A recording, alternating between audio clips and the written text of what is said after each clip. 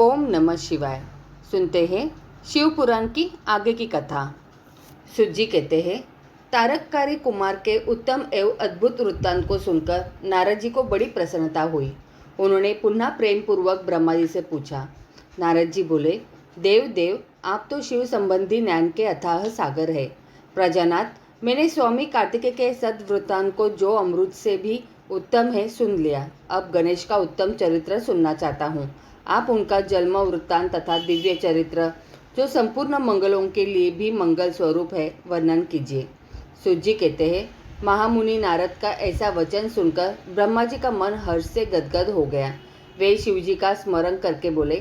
ब्रह्मा जी ने कहा, नारद, पहले जो मैंने विधि पूर्वक गणेश की उत्पत्ति का वर्णन किया था कि शानी की दृष्टि पड़ने से गणेश का मस्तक कट गया था, तब उस पर हाथी का मुख लगा दिया गया था, वह कल्पांतर की कथा है। अब श्वेत कल्प में घटित हुई गणेश की जन्म कथा का वर्णन करता हूँ, जिसमें कृपालु शंकर ने ही उनका मस्तक काट लिया था। मुने, इस विषय में तुम्हें संदेह नहीं करना चाहिए, क्योंकि भगवान शंभु कल्याणकारी, सृष्टिकर्ता और सबके स्वामी हैं। वे ही सगुण और निर्गुण भी है। उन्हीं की लीला से सारे विश्व की सृष्टि, रक्षा और विनाश होता है। मुनि श्रेष्ठ, अब प्रस्तुत विषय को आदरपूर्वक श्रवण करो।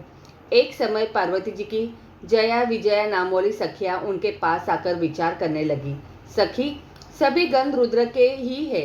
नंदी, भृंगी आदि जो हमारे हैं, वे भी शिव के ही आज्ञा पालन में तत्पर रहते हैं। जो असंख्य प्रथम गण है, उनमें भी हमारा कोई नहीं है। वे सभी शिवाज्ञा परायण होकर द्वार पर खड़े रहते हैं। यद्यपि वे सभी हमारे भी है, तथापि उनसे हमारा मन नहीं मिलता। अंतः पाप रहित आपको भी हमारे लिए एक गण की रचना करनी चाहिए। ब्रह्मा जी कहते हैं, मुने, जब सखियों ने पार्वती जी से ऐसा सुंदर वचन कहा, तब उन्होंने उसे हितकारक माना और वैसा करने का विचार भी किया। तदंतर किसी समय जब पार्वती जी स्नान कर रही थी, तब सदाशिव नंदी को डरा धमका कर घर के भीतर चले आए। शंकर जी को आते देखकर स्नान करती हुई जगजननी पार्वती उठकर खड़ी हो गई।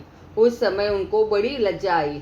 वे आश्चर्यचकित हो गई। उस अवसर पर उन्होंने सखियों के वचन को हितकारक तथा सुखप्रद माना। उस समय ऐसी घटना घटित होने पर परमाया परमेश्वरी शिव पत्नी पार्वती ने मन में ऐसा विचार किया कि मेरा कोई एक ऐसा सेवक होना चाहिए जो परम शुभ, कार्यकुशल और मेरी ही आज्ञा में तत्पर रहने वाला हो, उससे तनिक भी विचलित होने वाला न हो। यो विचार कर पार्वती देवी ने अपने शरीर की मैल से एक ऐसे चेतन पुरुष का निर्माण किया जो संपूर्ण शुभ लक्षणों से संयुक्त था। उसके सभी अंग सुंदर एवं दोष रहित थे। उसका वह शरीर विशाल, परम शोभायमान और महान बल पराक्रम से संपन्न था। देवी ने उसे अनेक प्रकार के वस्त्र, नाना प्रकार के आभूषण, बहुत सा उत्तम आशीर्वाद देकर कहा, तुम मेरे पुत्र हो, मेरे अपने ही हो। तुम्हारे समान प्यारा मेरा यहाँ कोई दूसरा नहीं है। पार्वती के ऐसा कहने पर वह पुरुष उन्हें नमस्कार करके बोला। गणेश ने कहा, माँ, आज आपको कौन सा कार्य आ पड़ा है, मैं आपके कथानुसार उसे पूर्ण करूँगा। गणेश के यो पूछने पर पार्वती जी अपने पुत्र को उत्तर देते हुए बोली। शिवा ने कहा, तात, तुम मेरे पुत्र हो, मेरे अपने हो, अंधा तुम मेरी बात सुनो। आज से तुम मेरे द्वार पर हो जाओ। सतपुत्र, मेरी आज्ञा के बिना कोई भी हठपूर्वक मेरे महल के भीतर प्रवेश न करने पाए, चाहे वह कहीं से भी आए, कोई भी हो। बेटा, यह मैंने तुमसे बिल्कुल सत्य बात कही है। ब्रह्मा जी कहते हैं, मुने, यूं कहकर पार्वती ने गणेश के हाथ में एक सुदृढ़ छड़ी दे दी। उस समय उनके सुंदर रूप को निराहकार पार्वती हर्षमग्न हो गई। उन्होंने परम प्रेम पूर्वक अपने पुत्र का मुख चूमा और कृपा परवश वो छाती से लगा लिया। फिर दंडधारी गणराज को अपने द्वार पर स्थापित कर दिया। बेटा नारद, तदंतर पार्वती नंदन महावीर गणेश पार्वती की हित कामना से हाथ में छड़ी लेकर गृह द्वार पर पहरा देने लगे। उधर शिवा अपने पुत्र गणेश को अपने दरवाजे पर नियुक्त करके स्वयं सखियों के साथ स्नान करने लगी। मुनि श्रेष्ठ, इसी समय भगवान शिव, जो परम कौतुकी तथा नाना प्रकार की लीलाएं रचने में निपुण हैं, द्वार पर आ पहुँचे। गणेश उन पार्वती पति को पहचानते तो नहीं थे, अंतः बोल उठे, देव, माता की आज्ञा के बिना तुम अभी भीतर न जाओ। माता स्नान करने बैठ गई है, तुम कहाँ जाना चाहते हो? इस समय यहाँ से हट जाओ। यो कहकर गणेश ने उन्हें रोकने के लिए छड़ी हाथ में ले ली। उन्हें ऐसा करते देख शिवजी बोले, मूर्ख, तू किसे रोक रहा है? दुर्बुद्धे, क्या तुम मुझे नहीं जानता? मैं शिव के अतिरिक्त और कोई नहीं हूँ। फिर महेश्वर के गण उसे समझाकर हटाने के लिए वहां आए और गणेश से बोले, सुनो, हम मुख्य शिवगण ही द्वारपाल है और सर्वव्यापी भगवान शंकर की आज्ञा से तुम्हें हटाने के लिए यहाँ आए हैं। तुम्हें भी गण समझकर हम लोगों ने मारा नहीं है, अन्यथा तुम कब के मारे गए होते। अब कुशल इसी में है कि तुम स्वतः ही दूर हट जाओ। क्यों व्यर्थ अपनी मृत्यु बुला रहे हो? ब्रह्मा जी कहते हैं, मुने, यूं कहे जाने पर भी गिरिजानंदन गणेश निर्भय ही बने रहे। उन्होंने शिवगणों को फटकारा और दरवाजे को नहीं छोड़ा। तब उन सभी शिवगणों ने शिवजी के पास जाकर सारा वृत्तांत उन्हें सुनाया। मुने, उनसे सब बातें सुनकर संसार के गति स्वरूप अद्भुत लीला विहारी महेश्वर अपने उन गणों को डांट कर कहने लगे। महेश्वर ने कहा, गणों, यह कौन है जो इतना उच्छृंखल होकर शत्रु की भांति बक रहा है? इस नवीन द्वारपाल को दूर भगा दो। तुम लोग नपुंसक की तरह खड़े होकर उसका वृत्तांत मुझे क्यों सुना रहे हो? विचित्र लीला रचने वाले अपने स्वामी शंकर के यो कहने पर वे गण पुनः वहीं लौट आए।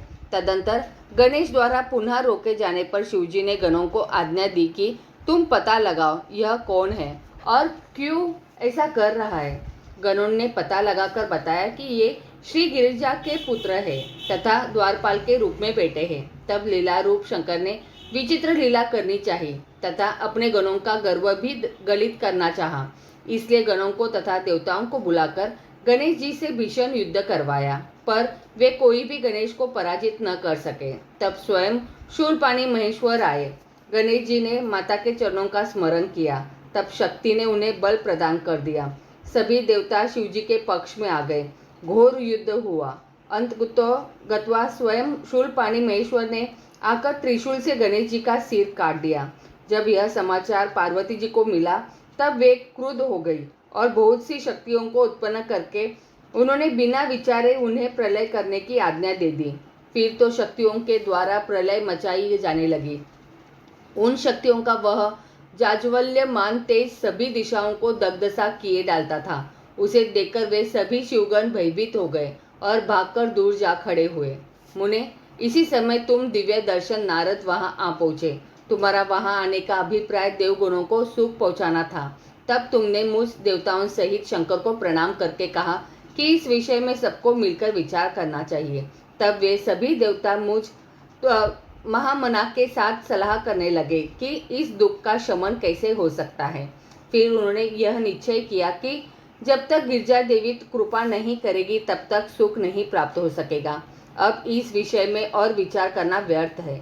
ऐसी धारणा करके तुम्हारे सहित सभी देवता और ऋषि भगवती शिवा के निकट गए और क्रोध की शांति के लिए उन्हें प्रसन्न करने लगे।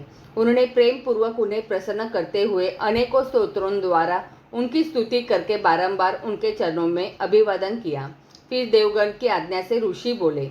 देवर्षियों ने कहा, जगदम्बे, तुम्हें नमस्कार है। शिवपत्नी, तुम्हें प्रणाम है। चंडिके, तुम्हें हमारा अभिवादन प्राप्त हो। कल्याणी, तुम्हें बारंबार प्रणाम है। अम्बे, तुम ही आदि शक्ति हो। तुम ही सदा सारी सृष्टि की निर्माण कत्री, पालिका शक्ति और संहार करने वाली हो। देवी से तुम्हारे कोप से सारी त्रिलोकी विकल हो रही है। अतः अब प्रसन्न हो जाओ और क्रोध को शांत करो। देवी, हम लोग तुम्हारे चरणों में मस्तक झुकाते हैं। ब्रह्मा जी कहते हैं, नारद, यो तुम सभी ऋषियों द्वारा स्तुति किए जाने पर भी परा देवी पार्वती ने उनकी ओर क्रोध भरी दृष्टि से देखा, किंतु कुछ कहा नहीं। तब उन ऋषियों ने पुनः उनके चरण कमलों में सिर झुकाया और भक्ति पूर्वक हाथ जोड़कर पार्वती से निवेदन किया। ऋषियों ने कहा, देवी, अभी संहार होना चाहता है, अतः क्षमा करो, क्षमा करो। अंबिके, तुम्हारे स्वामी शिव भी तो यही स्थित है। तनिक उनकी ओर तो दृष्टिपात करो। हम लोग ये ब्रह्मा, विष्णु आदि देवता तथा सारी प्रजा सब तुम्हारी ही है और व्याकुल होकर अंजलि बांधे तुम्हारे सामने खड़े हैं। परमेश्वरी, इन सबका अपराध क्षमा करो। शिवे, अब इन्हें शांति प्रदान करो। ब्रह्मा जी कहते हैं, मुने, सब देवर्षियों कहकर अत्यंत दीन भाव से व्याकुल हो हाथ जोड़कर चंडिका के सम्मुख खड़े हो गए। उनका ऐसा कथन सुनकर चंडिका प्रसन्न हो गई। उनके हृदय में करुणा का संचार हो आया। तब वे ऋषियों से बोली। देवी ने कहा, ऋषियों, यदि मेरा पुत्र जीवित हो जाए और वह तुम लोगों के मध्य पूजनीय मान लिया जाए तो संहार नहीं होगा। जब तुम लोग उसे सर्वाध्यक्ष का पद प्रदान कर दोगे तभी लोक में शांति हो सकती है, अन्यथा तुम्हें सुख नहीं प्राप्त हो सकता। ब्रह्मा जी कहते हैं, मुने, पार्वती के योग कहने पर तुम सभी ऋषियों ने उन देवताओं के पास आकर सारा वृत्तांत कह सुनाया। उसे सुनकर इंद्र आदि सभी देवताओं के चेहरे पर उदासी छा गई। वे शंकर जी के पास गए और हाथ जोड़कर उनके चरणों में नमस्कार करके सारा समाचार निवेदन कर दिया। देवताओं का कथन सुनकर शिवजी ने कहा, ठीक है, जिस प्रकार सारी त्रिलोक को सुख मिल सके वही करना चाहिए, अन्यथा अब उत्तर दिशा की ओर जाना चाहिए और जो जीव पहले मिले उसका सिर काटकर उस बालक के शरीर पर जोड़ देना चाहिए। ब्रह्मा जी कहते हैं, मुने, तदंतर शिवजी की आज्ञा का पालन करने वाले उन देवताओं ने वह सारा कार्य संपन्न किया। उन्होंने उस शिशु शरीर को धो पोंछकर विधिवत उसकी पूजा की। फिर वे उत्तर दिशा की ओर गए। वहां उन्हें पहले पहल एक दांत वाला एक हाथी मिला। उन्होंने उसका सिर लाकर उस शरीर पर जोड़ दिया। हाथी के उस सिर को संयुक्त कर देने के पश्चात सभी देवताओं ने भगवान शिव आदि को प्रणाम करके कहा कि हम लोगों ने अपना काम पूरा कर दिया, अब जो करना शेष है उसे आप लोग पूर्ण करें। ब्रह्मा जी कहते हैं, तब शिवाज्ञा पालन संबंधी देवताओं की बात सुनकर सभी देवों और पार्षदों को महान आनंद हुआ। तत्पश्चात ब्रह्मा, विष्णु आदि सभी देवता अपने स्वामी निर्गुण स्वरूप भगवान शंकर को प्रणाम करके बोले, स्वामी, आप महात्मा के जिस तेज से हम सभी उत्पन्न हुए हैं, आपका वही तेज वेद मंत्र के अभियोग से इस बालक में प्रवेश करे। इस प्रकार सभी देवताओं ने मिलकर वेद मंत्र द्वारा जल को अभिमंत्रित किया। फिर शिवजी का स्मरण करके उस उत्तम जल को बालक के शरीर पर छिड़क दिया। उस जल का स्पर्श होते ही वह बालक शिवेच्छा से शीघ्र ही चेतना युक्त होकर जीवित हो गया और सोए हुए की तरह उठ बैठा। वह सौभाग्यशाली बालक अत्यंत सुंदर था। उसका मुख हाथी का सा था। शरीर का रंग हरा लाल था। चेहरे पर प्रसन्नता खेल रही थी। उसकी आकृति कमनीय थी और उसकी सुंदर प्रभा फैल रही थी। मुनीश्वर पार्वती नंदन उस बालक को जीवित देखकर वहां उपस्थित सभी लोग आनंदमग्न हो गए और सारा दुख विलीन हो गया। तब हर्ष विभोर होकर सभी लोगों ने उस बालक को पार्वती जी को दिखाया। अपने पुत्र को जीवित देखकर पार्वती जी परम प्रसन्न हुई। आगे की कथा अगले अध्याय में। तो बोलो प्रेम से हर हर महादेव।